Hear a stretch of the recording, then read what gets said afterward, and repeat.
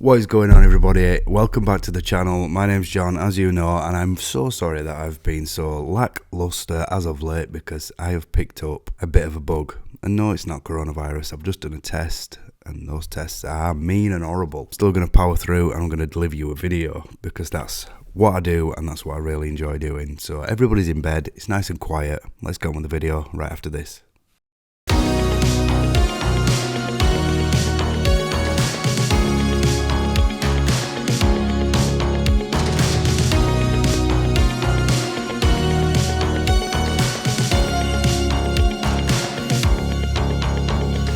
So I thought this week it'd be really nice to list like 5 things that I think are crucial in the couple of weeks straight after your gastric sleeve surgery. I thought I'd give you 5 tips on how to best deal with it, at what gets thrown at you, because it's quite a ride, let me tell you, as everybody will know who has been through it. Pretty intense. So I'm gonna another thing, I use that word far too often, so intense. I need suggestions in the comments below what else I can use other than intense. I'm also sorry for my voice and my nasally, deep Barry White's kind of throat. Let's get it on. Let's get back to what we were saying. So I'm going to list 5 things that I think are crucial post gastric sleeve surgery. So enough of the Barry White-esque voice and let's get on with it.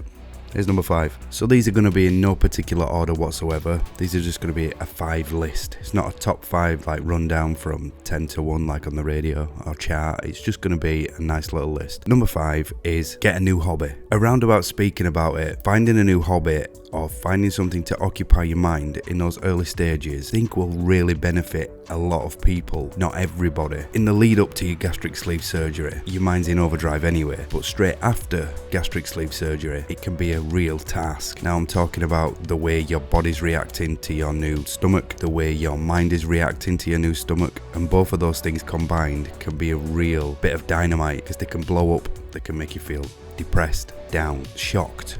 Your body's in overdrive, it's crazy. So pick up a new hobby. Now this could be anything. This can be reading, it could be surfing the internet, it could be going out for a walk, it could be drawing, it could be painting. Anything to occupy your mind so it keeps your mind busy, I think will be significant for a lot of people.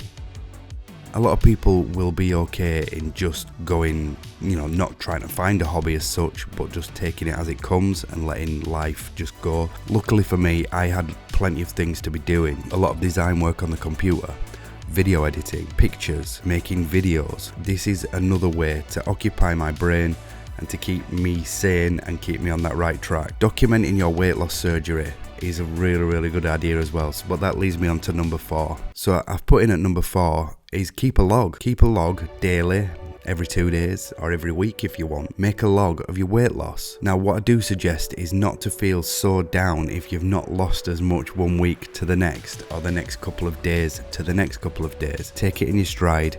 Now I'm not talking about keeping a log of your exact weight. I'm talking about making like a diary / journal / notebook of your experiences, writing it daily, writing it every morning or every evening. Jot down how you're feeling, what you've eaten, how it's making you feel, just stuff like that. That can also occupy you, and you can also refer to it. You can do a week and then refer back to it the week previous just to see how you're getting on, and you can compare notes to see how things are improving for you or not improving. I think it's a really good way of doing it. I document my journey with video and pictures, and if you want to do that then that's totally fine, but it's just another way of making your brain busy, and that really helps. So if you can journal or diary or document your weight loss journey, then absolutely do it, because it does really work a lot. My next tip, and you've probably heard me say it a lot of times before in my previous videos, is just be moderately active. Now you don't have to go to the extreme, because nobody likes to be a Mr. Motivator, not so early on, especially in the weeks after gastric sleeve surgery. You've just gone through a massive change in your life, you've had invasive surgery, 3/4 of your stomach's been taken out. The last thing you want to do is, in fact, I could be wrong, you might actually want to get out there and power walk and power lift and get on treadmill, but for me I found being moderately active did really work for me, and it got me out of the house, headphones in, favourite music, and just had a nice little stroll, to the point where it didn't feel like a chore and it didn't feel like I was doing it for a reason. It was just having a bit of a walk, and like I say, your body's going through a whole lot of emotions, a whole lot of changes, and it's a really big deal. It's a massive deal, and I understand it. People understand it, hopefully, that have gone along especially close family and friends. So having a bit of a walk can really help. Or just be a little bit moderately active around the home. Do some vacuuming up. Or some dusting. Or anything, just to keep your brain and your mind going. But all these three things tie in to keeping your brain active and keeping your brain functioning on the things that don't think about the things you used to think of. Wow, that was a mouthful. No pun intended. Sorry. But yeah, these are all things that keep your brain active and occupied. There is a theme here, and the overlining theme is to keep yourself occupied. So from experience, here's number 2, I think I'm terrible at doing this. I think it's number 2. Anyway, number 2 is in those first early stages, from my experience and just for watching a lot of other people's YouTube videos as well that are going through this, they kind of say the same thing, is especially in the first early stages, is to keep yourself away from foods that trigger those thoughts in your mind. So that might entail sitting at a different place while the rest of your family eats, because we can't ask our families to eat completely different foods to us. That's just wrong and it's immoral. You can't do that. But if you remove yourself while everybody's eating their food, you eat your food somewhere else, because it will play on your mind emotionally, physically. You can be very snappy, but you don't realize you're doing it. And you don't want to be that way towards your family or your loved ones or your spouse or your husband, wife, daughter, friend, brother, whoever. It could be anybody in the firing line. Take it from me from experience. If I just remove myself while everybody else is eating, especially in the early, now it's not so much. I'm okay nowadays, but especially in the early stages, you don't want anything to dislodge your brain from thinking on the correct path. Stay on track. Remove yourself from any food situations, and you'll be absolutely fine. But these are just my opinions. You might be okay just sitting around while people eat. These are just my experiences. I removed myself, I felt a whole lot better. So just remove yourself, it will make life a lot easier. My last little thought of the day, and to wrap this video up, is to talk to friends. Let them know how you're going through it and what it feels like to go through it.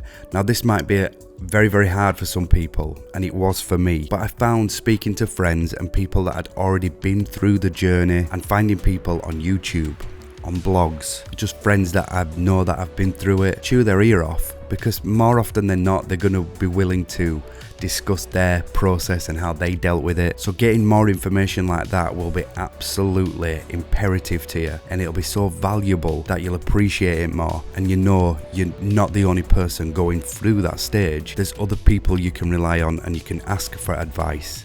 And you can always ask me as well. I'm always at the end of the comments. Put your comments below and I will always do my best to try not reply generically, but to be 100% actually interested in what you've got to say and try and help you the best I can. Like I say, this is a massive learning curve for me as well. So finding my friends and finding other people that have been through it so I can talk to them about it, ask them about their experiences, is a real godsend, and that's been the biggest help for me, along with my partner, because she's been so good. She's so caring. So, and if you've got that in your life, then that's extra special as well. So those are just my 5 little things that really helped me, especially in those early stages. If you find anything around here valuable, then you know what to do. Please hit the subscribe button, hit the notification bell so you know exactly when I upload a new video. I'm sorry these past couple of weeks have been really poor on my uploading schedule. I've not been very well and I've been quite under the weather. It's not coronavirus, I've already done a test, touch wood.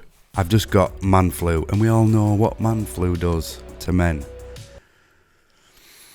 God, I'm a baby. Those are just my 5 things. Thank you for watching again. It does really mean a lot to me, and I will say it every video, it does mean a lot. I am incredibly close now to 1,000 subscribers. I would love to get there. As soon as I get there, I'm going to give away to somebody a t-shirt, I'm going to give a cap and a mug to anybody at my subscribers list. So make sure you subscribe, bang a like on the video, and obviously my name is John, and until next time, I'll see you in a bit.